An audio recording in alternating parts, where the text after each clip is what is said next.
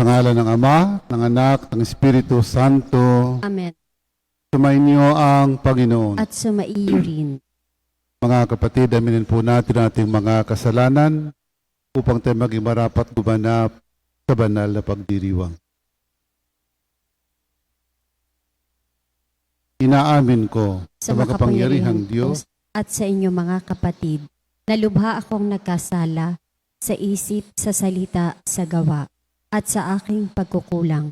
Kaya isinasamo ko sa mahal na Birheng Maria, sa lahat ng mga anghel at mga banal, at sa inyong mga kapatid, na ako'y ipanalangin sa Panginoong ating Diyos. Kawaan tayo ng makapangyarihang Diyos, patawarin tayo sa ating mga kasalanan, at patnubayan tayo sa buhay na walang hanggan. Amen. Panginoon, kaawaan mo kami. Panginoon, kaawaan mo kami. Kristo, kaawaan mo kami. Kristo, kaawaan mo kami. Panginoon, kaawaan mo kami. Panginoon, kaawaan mo kami. Manalangin tayo. Ama naming makapangyarihan, pakundangan sa pagpapakumbaba ng anak mong masunurin. Ibinangon mo sa pagkadapa ang sangkatauhang masuwayin. Ipagalob mo sa amin ang banal na kagalakan upang kaming sinagip mo sa kalipinan ay magkamit ng iyong ligayang walang katapusan. Sa pamagitan ni Jesucristo kasama ng Espiritu Santo, magpasawalang hanggan. Amen.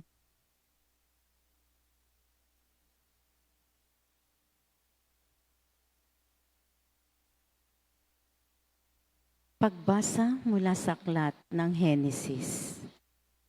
Noong mga araw na iyon, umalis si Jacob sa Beersheba at nagpunta sa Haran. Inabot siya ng paglubog ng araw sa isang lugar at minabuti niyang doon na magpalipas ng gabi. Isang bato ang inuna niya sa kanyang pagtulog. Nang gabing yun, siya'y nanaginip. May nakita siyang hagdanan na abot sa langit at manhik manaog doon ang mga anghel. Walang ano-ano'y nakita niya ang Panginoon sa tabi niya. Wika sa kanya, "Ako ang Panginoon, ang Diyos ni Abraham at ni Isaac. Ang lupang ito na iyong hinihigan ay ibibigay ko sa iyo at sa iyong lahi. Darami sila na parang alikabok sa lupa at malalaganapan nila ang 4 na sulok ng daigdig. Sa pamamagitan mo at ng iyong lahi, pagpapalain ang lahat ng bansa. Tandaan mo, susubaybayan kita at ipagtatanggol saan ka man magpunta at ibabalik kita sa lupaing ito. Hindi kita hihiwalayan hanggang sa matupad ang lahat ng sinabi ko sa iyo." Nagising si Jacob at ang sabi, "Hindi ko alam na narito pala ang Panginoon. Nakapangingilabot ang lugar na ito. Ito ang bahay ng Diyos na pintuan ng kalangitan." Maagang gumising si Jacob ng umagang iyon. Kinuha niya ang inumang bato at itinayo bilang isang alaala. Binuksan niya ito ng langis at itinalaga sa Diyos. Tinawag niyang Betel ang lugar na iyon, na dati tinatawag na Luz. Nangako si Jacob ng ganito, "O Diyos, kung ako'y sasamahan ninyo at iingatan sa paglalakbay na ito, pakakanit pararamtan, at makababalik na muli sa bahay ng aking ama, kayo po ang magiging Diyos ko. Sasambahin kayo sa lugar na ito na pinagtayuan ko ng batong alaalang ito, at iaalay ko sa inyo ang ikapo ng anumang ipinagkakaloob ninyo sa akin." Ang salita ng Diyos. Salamat sa Diyos. Salmong tugunan. Diyos kong tapat na totoo, ikaw ang pag-asa ko. Diyos kong tapat at totoo, ikaw lang ang pag-asa ko. Siyang naghahangad ng pagkupkop ng kataas-taasan at nananatili sa kalinga niyong makapangyarihan. Makapagsasabi sa kanyang Panginoon, muugkot tahanan, ikaw ang aking Diyos, ang Diyos na tangi kong pinagtiwalaan. Diyos kong tapat at totoo, ikaw lang ang pag-asa ko. Ika'y ililigtas niya sa panganib, sa umang nabitag. At kahit anumang mabigat na salot, di ka magdaranas. Lulukuban niya sa lilim ng kanyang malabay na pakpak. Sa kalinga niya ay natitiyak mo na ikaw ay ligtas. Iingatan niya't ipagsasanggalang pagkat siya'y tapat. Diyos kong tapat at totoo, ikaw lang ang pag-asa ko. Ang sabi ng Diyos, aking ililigtas ang tapat sa akin.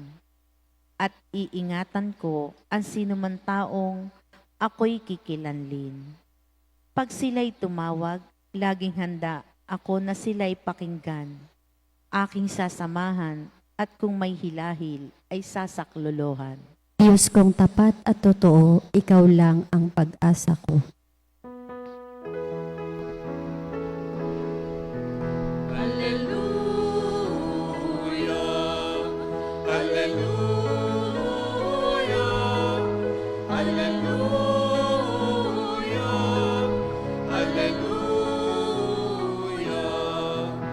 Si Kristo ay nagtagumpay, nalupig ang kamatayan, nagniningning ang pagkabuhay. Alleluia! Alleluia! Alleluia! Alleluia! Hallelujah. Sumainyo ang Panginoon. At sumaiyo rin. Ang mabuting balita ng Panginoon ayon kay San Mateo. Papuri sa iyo, Panginoon. Noong panahong iyon, samantalang nagsasalita si Jesus, may dumating na isang pinuno ng mga Hudyo. Lumuhod ito sa harapan niya at ang sabi, kamamatay lang po ng aking anak na babae, ngunit sumama lamang kayo sa akin at ipatong inyong kamay sa kanya ay mabubuhay siya. Tumindig si Jesus at sumama sa kanya. Gayon din ang kanyang malagad. Sumunod din ang isang babaeng may 12 taon ng dinudugo.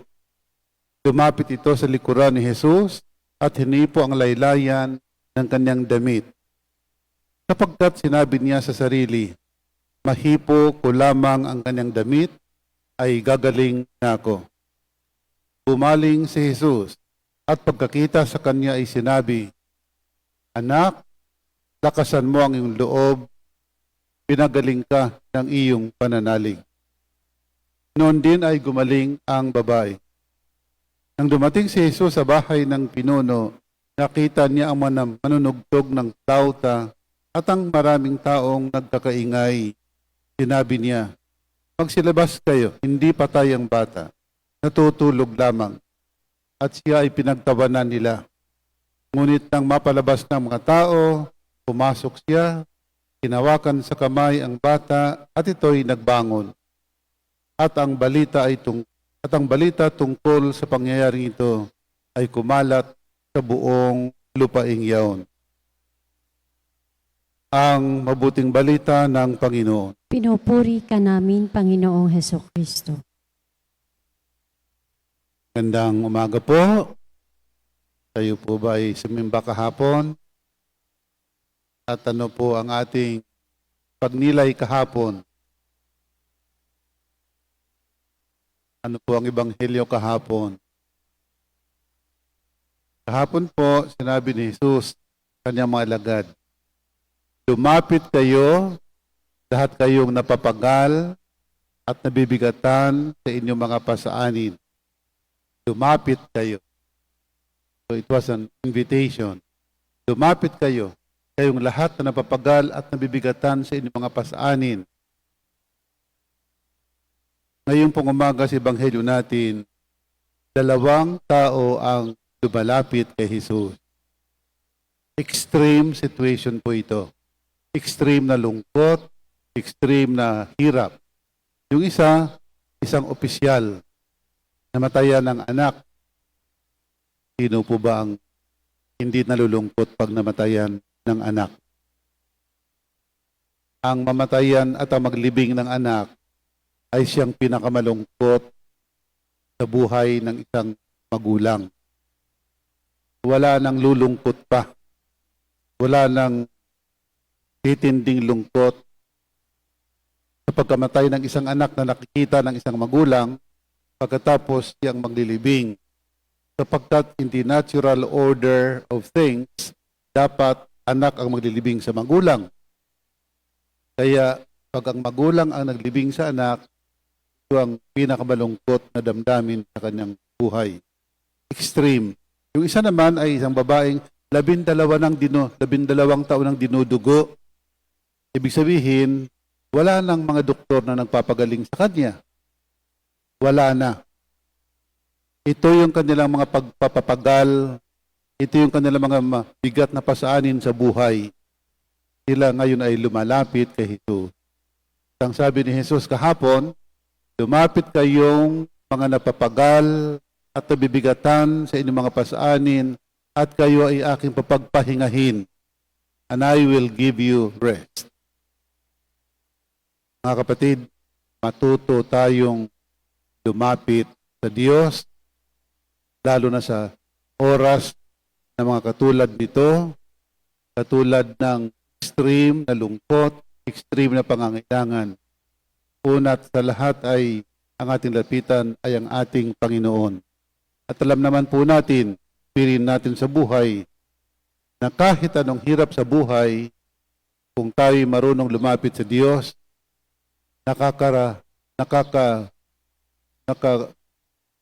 nakakaramdam po tayo ng kapahingahan. Sapagkat ang tunay na kapahingahan ay hindi naman maibibigay ng kapwa-tao, kundi ng Diyos lamang. Ay, inuulit ko po, matuto po tayong lumapit sa Panginoon. Sa ngalan ng Ama, ng Anak, ng Espiritu Santo. Amen. Amen. Mga kapatid, hindi ninais ng Diyos ang ating kamatayan. Nilikha niya tayo para sa buhay, ngunit mas pinili natin ang kamatayan sa bawat pagkakasala natin. Si Kristong nagpabaligtas ang nagpabalik sa atin sa buhay at lumalapit tayo sa Ama sa pamamagitan niya. Sa bawat panalangin po ang ating itutugon, Ama ng buhay, pakinggan mo kami. Ama ng buhay, pakinggan mo kami.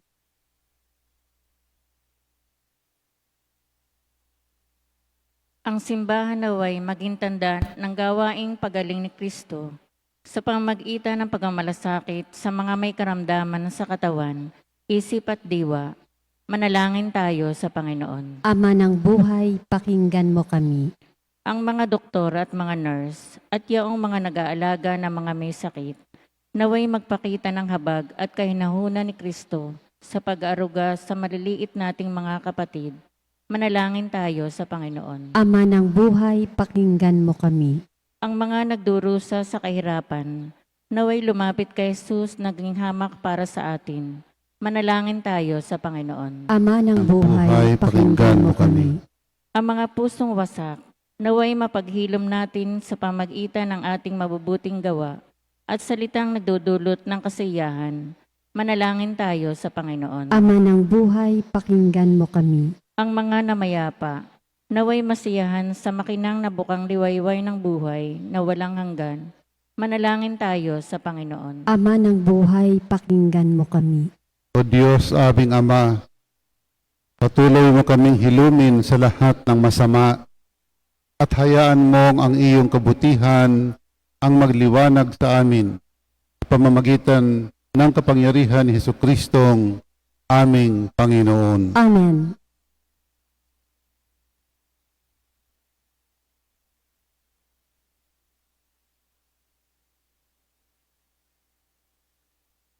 Papuri-puri ka Diyos sa mga lumikha sa sanlibutan. Sa iyong kagandahang loob narito ay may aalay. Mula sa lupa at buka ng aming paggawa ang tinapay na ito para maging pagkaing nagbibigay buhay. Kapuri-puri ang poong may kapal, ngayon at kailanman.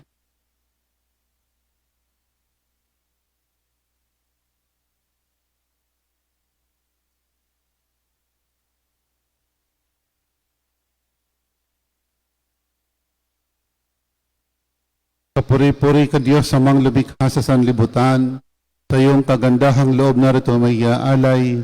Mula sa katas ng ubas at buka ng aming paggawa ang alak na ito para magiinuming nagbibigay ng iyong espiritu. Kapuri-puri ang poong may kapal, ngayon at kailanman.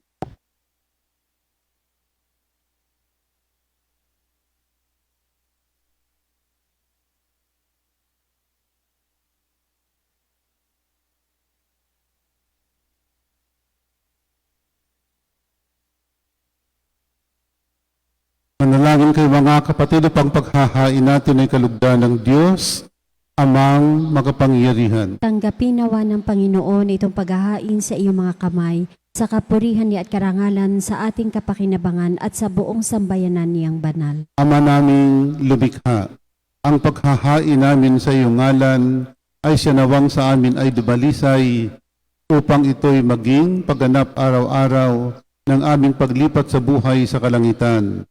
Sa pamagitan ni Jesucristo kasama ng Espiritu Santo, magpasawalang hanggan. Amen. Sumainyo ang Panginoon. At sumaiyo rin. Itaas sa Diyos ang inyong puso at diwa. Itinaas na namin sa Panginoon. Pasalamatan natin ang Panginoong ating Diyos. Marapat na siya ay pasalamatan. Ama naming makapangyarihan, tunay ngang marapat kami aming pasalamatan sa iyong paglingap at kagandahang loob, ang tao'y dilikha mo at pinangangasiwa sa sansinukob. Sa hangad mong siya'y iwastong lubos, pinagdusa mo sa kanyang pagtalikod, sa iyong pagiliw iyong ipinahintulot na makabalik siya sa pamamagitan ni Kristo Jesus. Kaya kaisa ng mga anghel ang sisiawit ng papuri sa iyo, nang walang humpay sa kalangitan kami nagbubunyi sa iyong kadakilaan. Santo, Santo, Santo, Panginoong Diyos ng mga hukbo, napupuno ang langit at lupa ng kadakilaan mo. O sana sa kaitaasan, pinagpala ang naparirito sa ngalan ng Panginoon, o sana sa kaitaasan.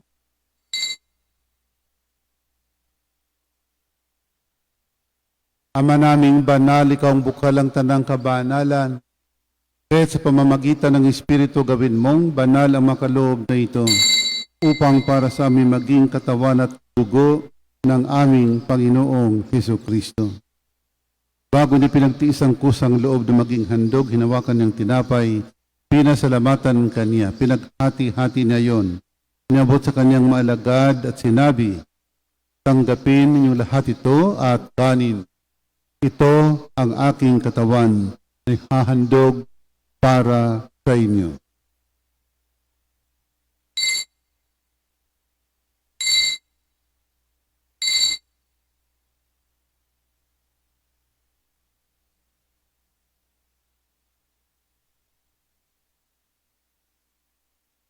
Kaya naman na matapos ang hapunan, nawakan niyang kalis, muli kanyang pinasalamatan.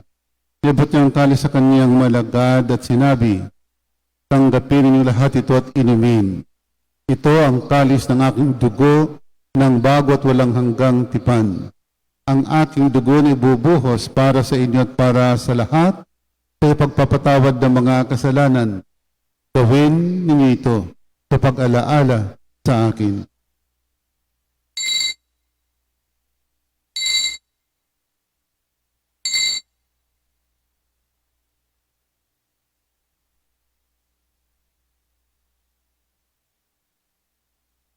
Ipagbunyi natin ang misteryo ng pananampalataya. Si Kristo'y namatay, si Kristo'y nabuhay, si Kristo'y babalik sa wakas ng panahon.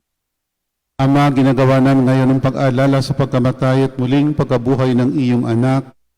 Kaya tiniaalay namin sa iyong tinapay na bibigay buhay at ang kalis na nagkakaloob ng kaligtasan. Kami nagpapasalamat dahil kami iyong minarapat at tumayo sa harap mo para maglingkod sa iyo. Isinasamo namin kaming magsasalo-salo sa katawan at dugo ni Kristo ay mabuklod sa pagkakaisa sa pamagitan ng Espiritu Santo. Alalahanin mga kapatid naming nahimlay na may pag-asang sila'y muling mabubuhay, gayon din ang lahat ng mga pumanaw. Kawaan mo sila at patuloyin sa iyong kaliwanagan. Kawaan pagindapatan kami lahat na makasalo sa iyong buhay na walang wakas. Kaysa ng mahal na Birheng Maria na ina ng Diyos, kaysa ng poong San Jose ng mga apostol at ng lahat ng mga banal na namuhay dito sa daigdig ng kalugod-lugod sa iyo. May pagdiwang nawa namin ang pagpupuri sa kararangal mo, pamamagitan ng iyong anak na aming Panginoong Hesukristo. Sa pamamagitan ni Kristo kasama niya at sa Kanya, ang lahat ng parangal at papuri ay sa iyo, Diyos amang makapangyarihan, kasama ng Espiritu Santo, magpasawalang hanggan. Amen, amen, amen. Amen. Amen, amen, amen.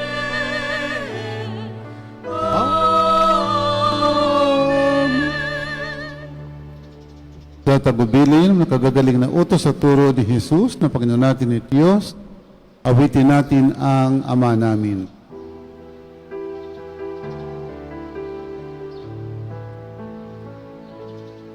Ama namin, sumasalangit ka, sambahin ang ngalan mo, mapasa amin ang kaharian mo, sundin ang loob mo, dito sa lupa para ng sa langit. Bigyan mo kami ngayon ng aming kakanin sa araw-araw at patawarin mo kami sa aming mga sala, para ng pagpapatawad namin sa nakakasala sa amin. At huwag mo kaming ipahintulot sa tukso, at iadya mo kami sa lahat ng masama. Hinihiling namin kami adya sa lahat ng masama, pagkalooban ng kapayapaan araw-araw, iligtas sa kasalanan, at ilayo sa lahat ng kapahamakan. Samantalang aming pinanabikan ng dakilang araw ng pagpapahayag ng tagapagligtas naming si Hesus Kristo. Sapagkat iyo ang kaharian at ang kapangyarihan at ang kapurihan magpakailanman. Amen. O Panginoong Hesus Kristo, sinabi mo sa iyong mga apostol, kapayapaan ang iniiwan ko sa inyo. Ang aking kapayapaan binibigay ko sa inyo. Tunghayan mo ang aming pananampalataya at huwag ang aming mga pagkakasala. Pagkalooban mo kami ng kapayapaan at pagkakaisa ayon sa iyong kalooban, kasama ng Espiritu Santo, magpasawalang hanggan. Amen. Ang kapayapaan ng Panginoon ay laging sumainyo. At sumaiyo rin. Magbigayan po tayo ng kapayapaan sa isa't isa. Peace be with you. Kordero ng Diyos na nag-aalis ng mga kasalanan ng sanlibutan, maawa ka sa amin. Kordero ng Diyos na nag-aalis ng mga kasalanan ng sanlibutan, maawa ka sa amin. Kordero ng Diyos na nag-aalis ng mga kasalanan ng sanlibutan, ipagkaloob mo sa amin ang kapayapaan.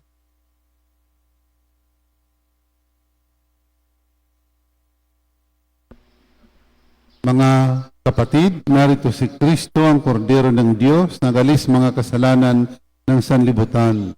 Mapalad tayong nanyayahan sa kanyang piging. Panginoon, hindi ako karapat-dapat na magpatuloy sa iyo, ngunit sa isang salita mo lamang ay gagaling na ako.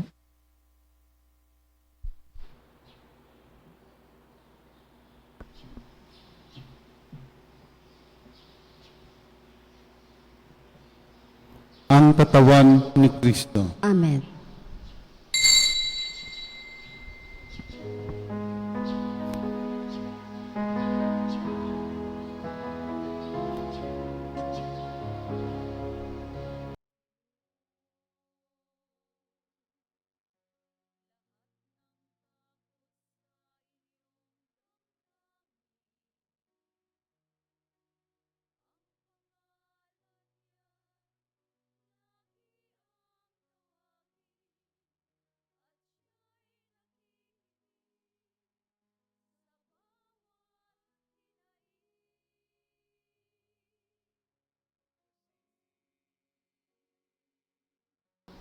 Manalangin tayo.